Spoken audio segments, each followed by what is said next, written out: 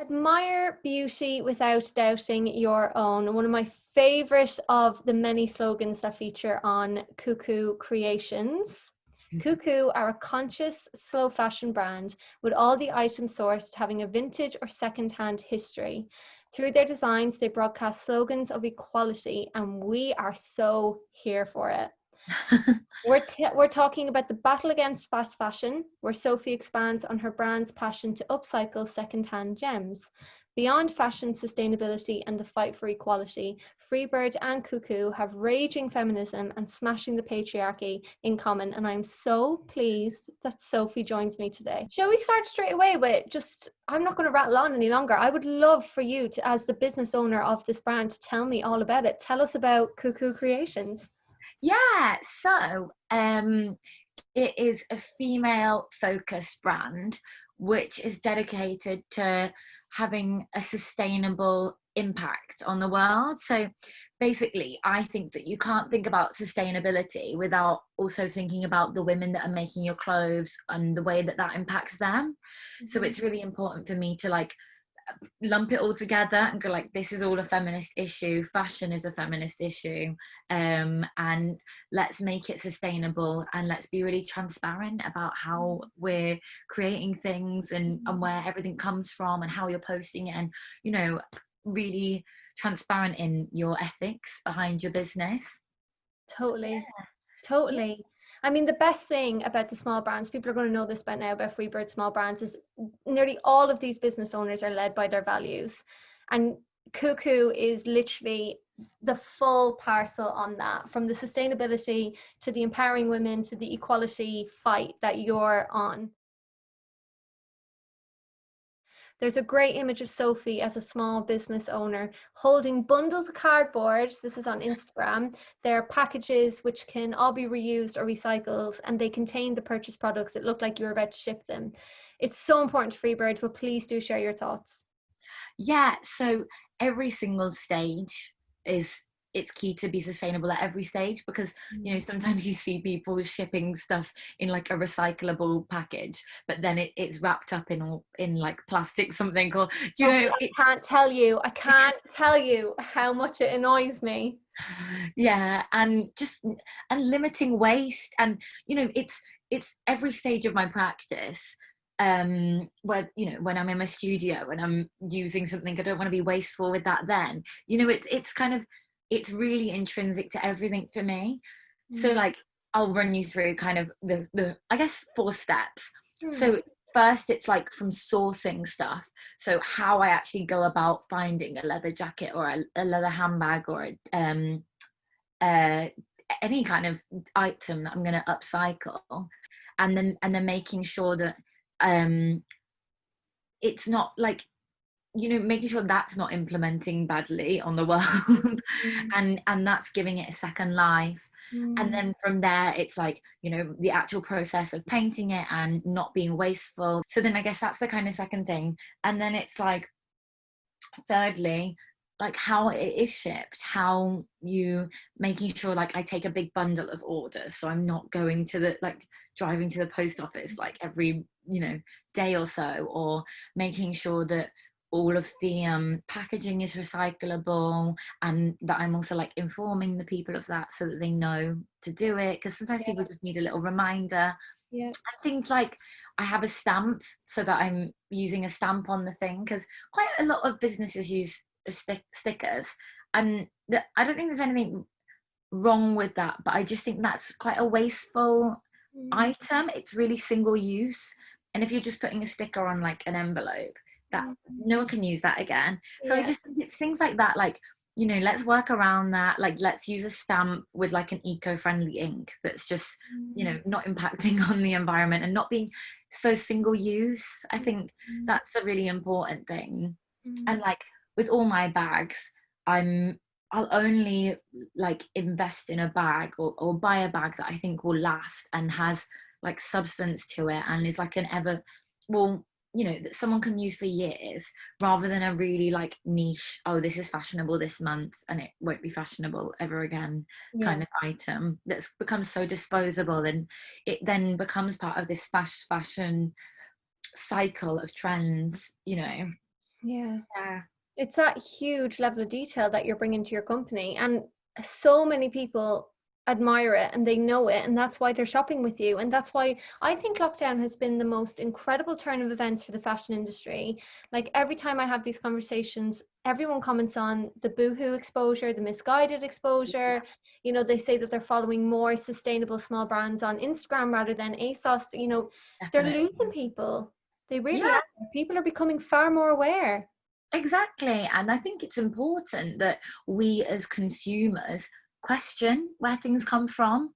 You know, if something's this charity t-shirt that has been rolled out within a week of lockdown for to Yeah. raise money, it's like, so who was working non-stop for a week to Yeah. ship that over from there? What working conditions were they working under? How are they being paid?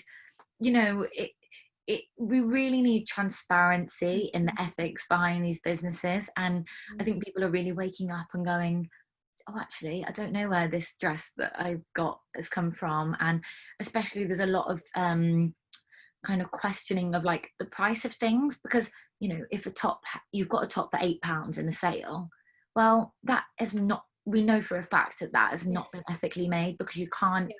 in the time it takes someone to make that and all of the other shipping costs, packaging costs, that person has not been paid fairly. And people are waking up to that. I Yeah. think it's just that idea of reshaping the way that you shop, really thinking about who made your clothes, how that company behaves towards their workforce, where they're making it, what are the materials used, how have they gone about selling it, is it, you know, is it being sold for a few weeks and then it's going to waste? Like, it's these things that are really important. And especially as feminists, like, that was kind of left out. I think of like earlier generations of feminism, that was never really a thing, and now it's really important that we think about that as a part of our feminism, Yeah. if you see what I mean. Yeah, totally, totally. And I mean, I think that's the thing. You could absolutely call yourself a feminist brand for how you make things. Never mind the slogans. It's all about how you make things and how you're supporting, you know, how your workers are, you know, and what you do and your processes involved. You're absolutely right. We need to involve these new methods of thinking into our feminism, our Yeah. future of feminism, our next wave of it. FREEBIRD was founded upon this strong need for an outlet. You describe yourself as a raging feminist, which I admire, and I love that honesty on so many different levels. The last few years for me have been constant shock and anger at the situations that I've been exposed to, which have finessed my association with feminism. And it's brought my desire to basically just sort this shit out. Like, Mm-hmm. what is going on? Equality, where are you at? Get here, arrive. When did feminism really take over for you, Sophie? For me, I know that sounds like an odd question, because for me, it's always been a mindset. I was raised to know I was equal to everyone else. It's always been there. It's been an ongoing conversation with my family, my friends, my mother, my boyfriend. But I've just had this moment where I imploded. It was internal. And I just thought, that's it. I'm making my feminism, and I'm now a raging feminist, and I want equality for us now, for the ones coming up, and for future generations. And tell us more about your insight. Was there a moment? Was there a scenario, or has it always been there for you? No, I think very similar to what you said. A mindset, an internal connection to that is just who you are. You are passionate about, you know, your power in the world, and I think I'm too outspoken and too passionate about something to be quiet about it. And I've always felt strongly about my identity being that, if that makes sense. Like, I think mindset is one way, because that's very much like you think these thoughts, but for me it's like my mindset, but my identity, I've like put that out there and gone like, I, you know, walk to the beat of my own drum, this is how I've done it. And I was very much like that for my whole childhood, and like probably I definitely stuck out and was, you know, not always I was never like the popular girl that everyone was just a very cliche. Do you know what I mean? I was always like, what's going, you know, probably the questionable one, what's she doing? That kind of thing. And I've always been an artist. I've always been, I don't know, used art and acting as well as like my kind of creative output. So then I think once you get into those kind of circles, once you are creative naturally, Yeah. you kind of expand your horizons in that way, and you become even more like, you find other ways to really engage in feminism rather than just, you know, in discussions with friends and family. You're like, right, how this, my work always seemed to become like a feminist Focused, feminist. yeah, Yeah. yeah, exactly. And almost like a retaliation. I don't know if that retaliation is not the right word, but you know, attacking an issue basically is what I'm trying to say. So yeah, and I think I can never think of like a moment, which I find really interesting, because I think quite a lot of people have like a moment where they're like, right, no, from now on this has changed my views. But I think generally I just grew and kept like growing and expanding my thoughts, and I traveled quite a lot, which also helps, I think, to see different cultures and understand different ways that women are treated. And I think that it's just been a process of growing and understanding. I think it's really interesting when you talk about like life experiences, like more recently making you be like even more raging about stuff. And like quite often I get that, and then I make something kind of in retaliation, like obviously like my maps is like a really obvious one, because I'm like, no one knows about these women, no one knows about their lives and their stories, and we don't talk about it, we don't have films about them, we don't have like they're not featured in museums, like all these really obvious things. So that's a really obvious one. But then it's also like, you know, maybe like a slogan on a bag or a poster I would make. Like one of my poster that sells really well is the support her dreams and make her come. And it's like, yeah, of course Brilliant. I wanna fucking support her dreams and make her come. Like that's just really the basic principle of it. like, why is that not, you know, part of sex education? Like, you know, support someone, give them sexual pleasure. Mate, we could so go into this. Like, what has gone wrong that okay, right, I gotta phrase this really carefully. But what has gone wrong where women are not orgasming, like having orgasms? And what is going wrong that there's this taboo around vaginas, but we can receive dick pics, and we can draw dicks on the wall. See, we're raging. We've gone into it now. This is it. Yeah. Don't get me started, because I'll just keep It's just, it blows my mind. And you're absolutely right about your slogans and like using it as an outlet, because I feel that about Freebird. It's like I needed something to go, oh my god, that was bullshit, and I spoke up then, but I let that one go, and I really wish I hadn't. And yeah, I think by engaging in these conversations, it's helping me solve that. It's helping me tick that away and push it out and go, it doesn't matter anymore, because I'm surrounding myself. You touched on surrounding yourself with creative people. yeah, And cultures, and I think that's so important. And you mentioned acting, so you studied in LIPA, so you're interested in theatre and acting, and that's actually where I've come from as well. I was producing in the West End.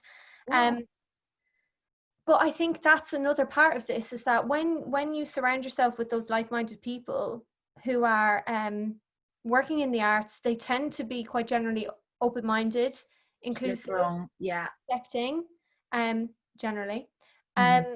And I think that helps. I think it helps you feel like you are growing and you are learning more, because you're having those conversations on a day-to-day basis, rather than all those women and girls who don't. Like, can you imagine the girls who don't know about feminism yet? Definitely. I feel that all the time, and I feel that with my maps. Like I would love little girls to have them in their rooms. Do you know what I mean? I would love to go into schools and talk to them about the women, and like that's one of the things that I really feel passionately about doing in the future. And how can I create this into like a facilitation for young girls and transform it into something how I could do that. And yeah, it's interesting, like what you say about girls that aren't having these conversations. Like when I was probably, I was about 17, 18, I used to go to this theatre company in Birmingham, and it was an adults one, so I was like I was probably the youngest person there, and there was a load of gay men. Like literally, I found my people. I was like 17 going to this like really performative musical theatre, amateur dramatic kind of thing, and I would go on nights out to there's like a place called Gay Village in Birmingham, which is just like an area, and all the clubs, gay bars, and it's like a, you know, a big fat street. And I'd have the time of my life just going out with these men, and like they were my best friends. And like, you know, it's having little things like that that just open your eyes a bit more, and you're like, right, so these are like, I find a connection to you, and this changes the way I think about this, and you know, I'm experiencing things that that some people never get to experience, and they're really like, they unfortunately are so sheltered by stuff. Yeah, totally. I totally agree with that. I know so many people who are still in my hometown area who, honestly, in an election, I don't know what way they would vote. Or when we were repealing, we had an abortion referendum in Ireland, because it was illegal until 2 or 3 years ago. And that was huge for me. I was so educated about everything about abortion in Ireland, and I knew the stats. I knew how many girls, even in Northern Ireland, were trying to get over to Liverpool. Was a huge centre hub of helping these Irish girls or women who lived in Ireland, even for a year to study in university, who couldn't access a safe abortion. And I remember I was here, I was in London, and I was like, I don't know how all my old friends and contacts who are back there who are voting are going to vote. Yeah, it's a weird thing, isn't it? Because you feel like you've got this kind of connection through sisterhood, but actually some people are so they get stuck in this oppressive society, and there isn't ways for them to break out of it. The patriarchy is working, you know, like it is keeping them in their place where they have no freedom of thoughts, they have no ways of accessing any, I don't know, like growth and ways of getting out of that. Yeah. That's why this is so important. That's why like brands like you and platforms like us are so important, to try and raise the topic. Like if someone comes across one of your bags or one of your posters and they go, oh, that's making me think, you know, and someone reads one of our articles and they go, I didn't really ever think about that before, or that's news to me. That's why this is so important, and it just makes this so worthwhile. Like all the hours we put into what we do and how we run our small companies, there's someone out there who is learning more from us and growing more, as you said. Business side of your operations. I love when I get to have these conversations. So can you briefly tell us a bit about your background, Sophie, not going into too much, and just how have you found running your own company? Do you really own that made by a woman feeling? Because I definitely do. I feel fantastic about that. Yeah, well, this is like the dream for me, because I was working in bars until like 4 a.m. in the morning, and like that's actually how I came up with my map idea. I always say this. So I was working literally until 4 a.m. in Liverpool on a bar, and just being like, this is dire. You know, it was just like one of those situations where I couldn't wait to get home. And I got hurt, and I've been thinking about the idea all night, like something had been going, and I was thinking like, how could you use a map or something? Woke up the next morning and it literally says like, I was obviously got into bed and wrote it on my notes, and like it literally says like 4:25 a.m. Map with women's names on, and like I literally wrote that like really basic. And I always find that so funny that I can always look at that and go like, well, that's the idea. Like that was literally it. So in terms of like being like my own business, like it's that cliche thing that every business says, but whenever someone buys anything, it's the best feeling. It is. It's like, this is me. I made this. This is my business, is so me. And I think when people meet me at a market or chat to me, they really see that, and they really see like the connection is so, it's exactly what I would make. And I think the fact that I made, like the fact that I get to do this every day and people like buy my things and invest in it, it just means that I can keep going and keep creating this kind of thing. And yeah, it means so much to me. I absolutely adore it. Definitely more than working on a bar. And Have you got any advice for someone who's out there thinking, I've got that idea, I've written it in the notes on my phone, and I'm slightly creative. I could make a really good thing out of this idea, but I'm too scared of the business side of it. What's your advice for them? I think I always say, just do it, just start. And people are always interested. I think you'll always find your people that have the same interest, have the same passion. And it takes a while, because I didn't instantly find people that were like completely getting my feminist message. It was a bit like, oh, what's that? Or, you know, would I pay that money for that map? They didn't quite get it. And it took me maybe to this point to go like, no, this is what I am. And I've really found my niche, and my, like the people that follow me on Instagram, like they get me, they know what my business is about. And it just takes that time to build up that audience. But there will, if you like something, there's going to be someone else that likes it. Do you know what I mean? Like human beings aren't that individual. There's always another person that really is into exactly the same thing, whether it's feminism or whether it's, you know, like, I don't know, plants or like knitted things. Do you know what I mean? There's always someone that has that kind of similar hobby or similar interest. So I always would just encourage someone to start, just go for it, and really be strict with yourself. Like, if you want this, like you need to do it, because you can't be half-hearted with things. If you really want it, put the time and energy into it. Because you will see the rewards. I think the second you start really committing, you're like, wow, actually I can see people engaging with my business and seeing the passion that I have for it. It's almost like, yeah, infectious. My pieces of advice are basically the exact same. I'd had FREEBIRD in my head for so long, and just I had the opposite. I'm a business manager, and I went the other way. I went, I'm not creative. And that's so mega sad. Like, that's such a sad thing to think about yourself. And FREEBIRD has completely woken me up to go, oh my God, just because you're a business head doesn't mean you can't post amazing graphics and, you know, write and learn how to articulate yourself in different ways and explore, you know, different brands and people and companies that you think would work with yours as well. So it's my piece of advice is always absolutely do it. Know your niche, which is something that you picked up on. Because I think once you know your idea inside and out, and once you know your core, you said earlier, ethics, people will see that and they will completely migrate towards it. So I completely agree. I think if there's anyone who listens to this, absolutely follow your gut. Start it, do it. If it doesn't work, what's going to happen? Yeah, and I rarely see things not working.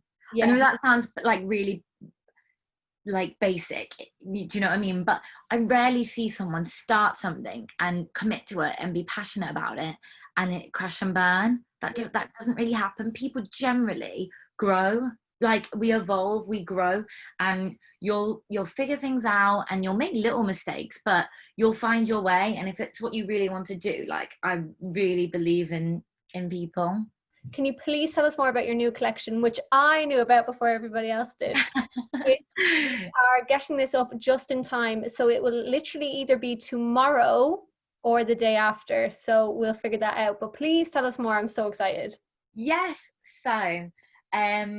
So this has been, you know, in the pipeline for a long time, and I was finally in the position where I was like, right, ready to release it. So I've wanted to do t-shirts for a long time, and lots of people said to me, I'd love a t-shirt with your slogans on, that would work so well.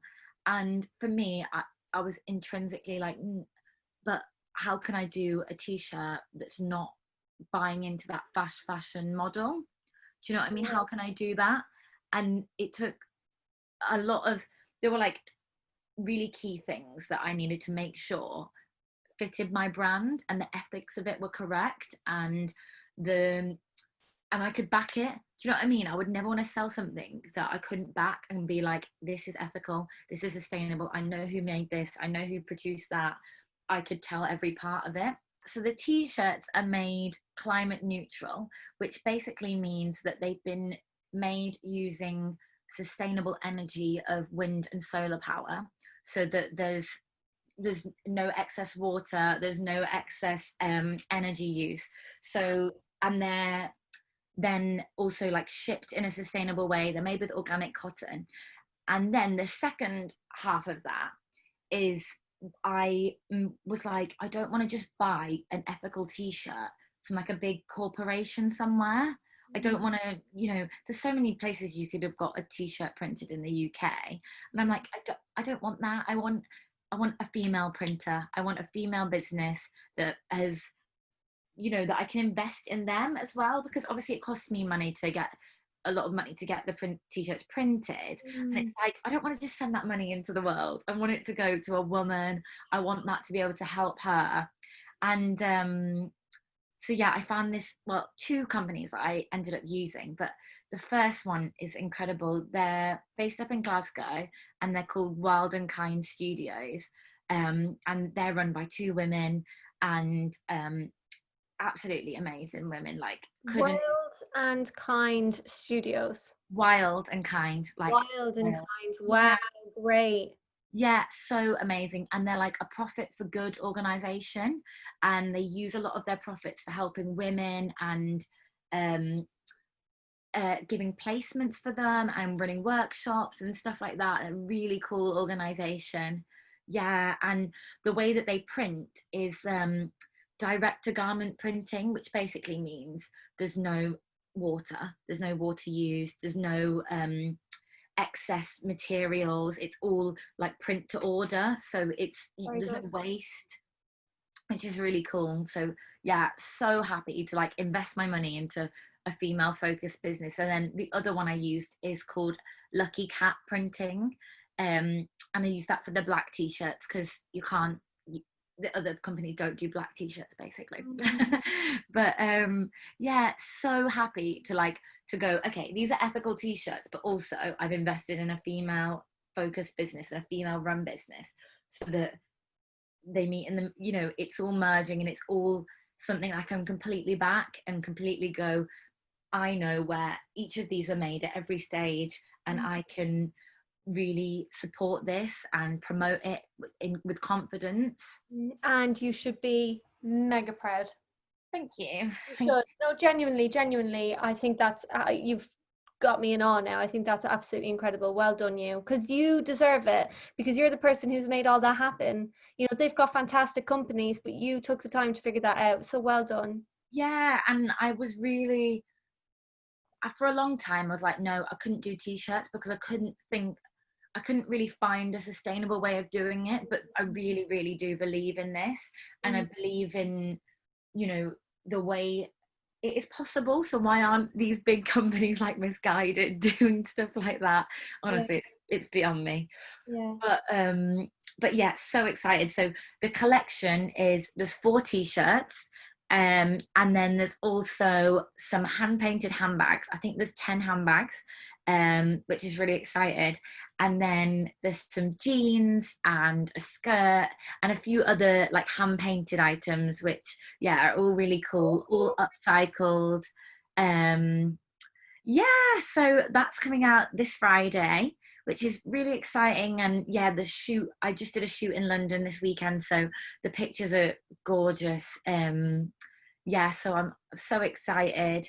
So how do we find Kou Kou Kreations, Sophie? How do we look, buy, and just be as sassy as you are? So I think the easiest way to find me is on Instagram. I'm, posting every day, whether that's you know, a Women of the World Wednesday video every Wednesday, these a new woman that I'm just telling you about. Or sometimes I do like charity shop hauls and show you what I've bought in like a sustainable way. And, you know, it's just kind of keeping up with my business, keeping up with what's going on, new products that are releasing. And then I have my website as well, which is www.koukoukreations.co.uk. Or if you're like based in Manchester or potentially like London, just keep up my Instagram and I'll show you what markets I'm at, because I'm do mostly Manchester at the moment, but for Christmas time and coming up to like Christmas markets, I'm hoping to go to some in London, which I think will be really fun. And yeah, I love to meet people, especially quite a lot of people come up to me and say, oh, I follow you on Instagram. And I'm like, yep, let's chat, because you obviously understand the brand. Like, now let's have a great conversation. So yeah, and just message me on Instagram. I love a chat. So yeah, those are the, I guess, the 3 ways that you could find me in the easiest way. Yeah. Amazing. Sophie, oh my God, thank you so much. Sophie and I are doing this at 7 o'clock at night, just before 8 o'clock. Like, we are working around the clock for everyone, for buying handbags and Women of the World posters and FREEBIRD articles. So thank you so much for joining me. I really appreciate it. It's been lovely to talk to you and hear all about your business.